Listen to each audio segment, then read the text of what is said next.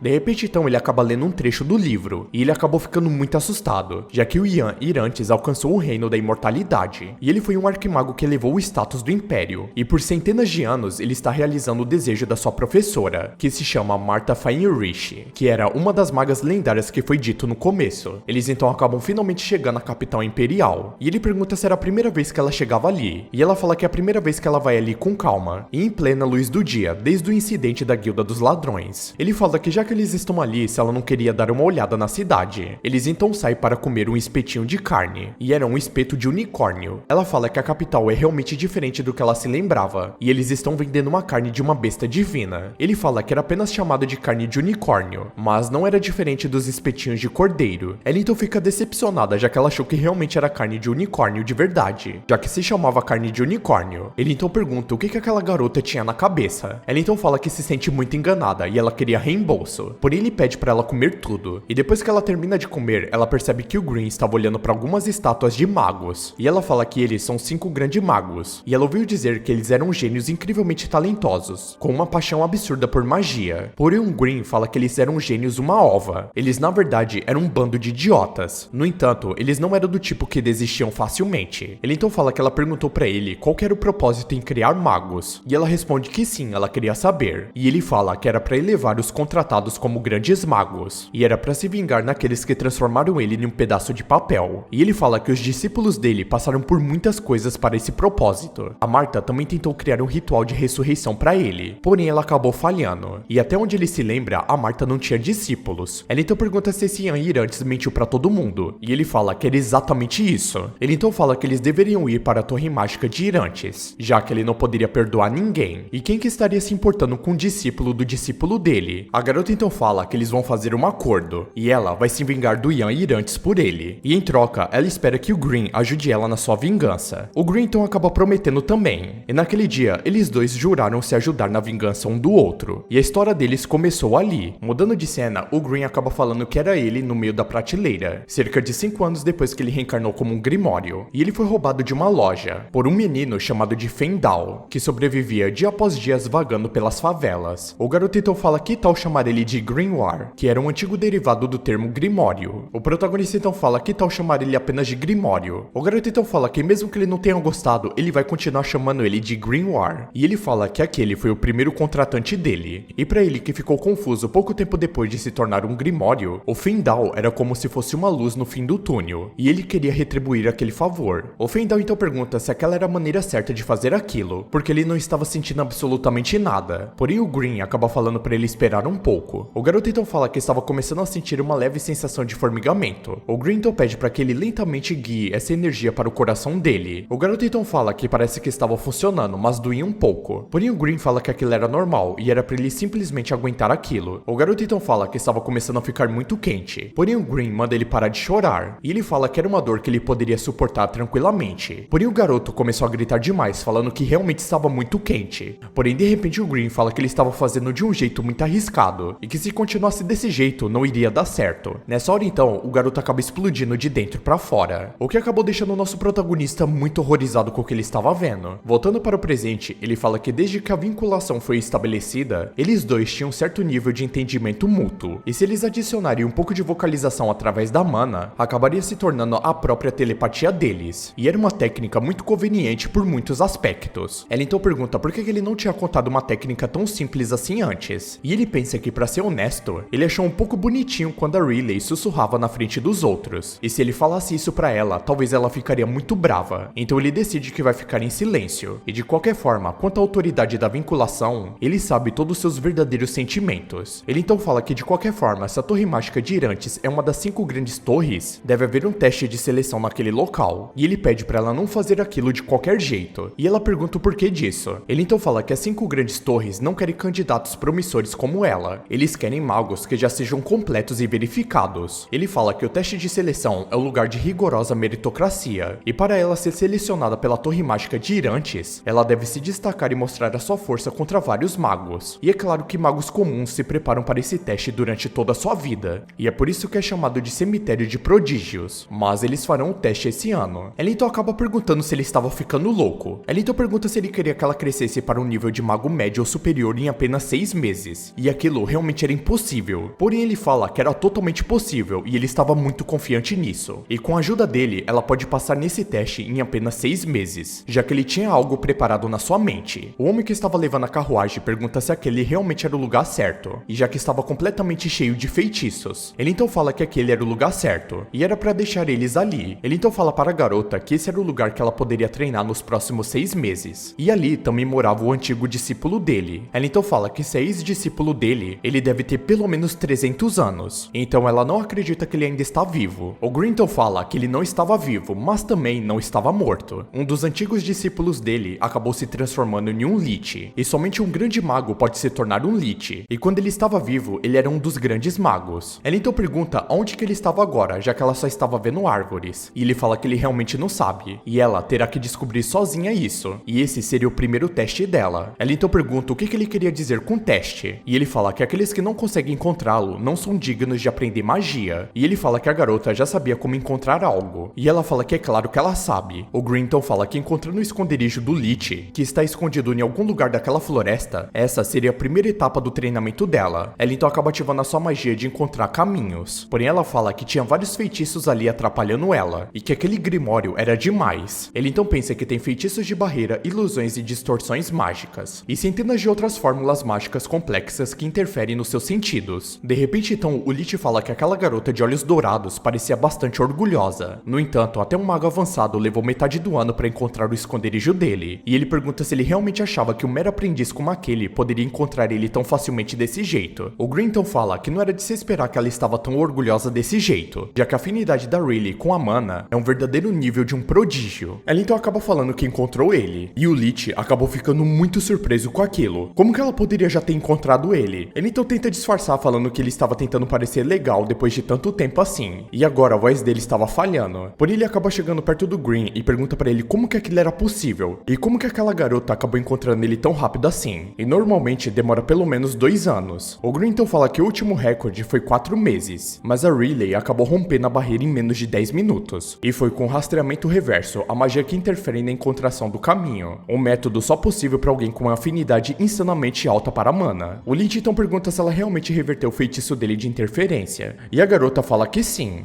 O Lich então fala que ela era um monstro. Mudando de cena, eles estavam andando por aí, e ele fala que o Lich ainda não mudou seu hobby bizarro, já que ele tinha visto várias criaturas estranhas por ali. O Green então pergunta pra ele se era realmente certo chamar aquele lugar de esconderijo, e o Lich fala que eles estavam indo para o quarto dele. Chegando lá, eles começam a tomar um chá. O Green então pede pra ele esconder um pouco a aura dele, já que o discípulo dele estava muito desconfortável. O Lich acaba pedindo desculpas por isso, e ele fala que é porque ele não conhece ninguém há muitos anos, então ele não está muito ajustado a isso. Ele fala que tendo traído as leis do reino celestial e sido amaldiçoado pelos deuses, como um ser necromante, ele inevitavelmente carrega uma aura de magia negra. Ele então pergunta se a aura dele estava melhor, e o Green fala que estava um pouco melhor. O Green então pergunta pra ela se ela entendia agora porque que ele criou um novo discípulo em vez de manter um Lich por perto, e ela fala que talvez ela entenda. A base de um Lich é a magia negra, que é estritamente proibida no Império. Devotos de deuses malignos, necromantes e magos negros. Até mesmo o grupo de ladrões obtém materiais ilegalmente para essas práticas. E há uma organização especializada chamada de Inquisição para puni-los. E tudo relacionado ao mal está sujeito à punição. O Grinton fala que esse não era o tópico mais importante agora. Ele pergunta como que o Lich estava e se não aconteceu nada de grave com ele. E o Lich fala o que poderia ter acontecido com ele. Ele fala que desde que ele se tornou um Lich, ele está ali há mais de 2000 anos. O Grinton fala que ele já estava sofrendo com 300 anos, imagina 2000 anos. O Lich então fala que ele estava muito preocupado, pois o mestre dele não visitava ele há quase 300 anos. E ele pensou que algo importante poderia ter acontecido. E ele tem pesquisado sobre necromancia, magia negra e maldições. E ocasionalmente ele conhece os discípulos que o mestre traz pra ele. E ele fala que realmente o tempo voa muito rápido. E fala que cerca de 5 anos atrás, ele teve que lidar com aventureiros que de alguma forma entraram no esconderijo dele. O Grinton pergunta se os aventureiros realmente invadiram ali.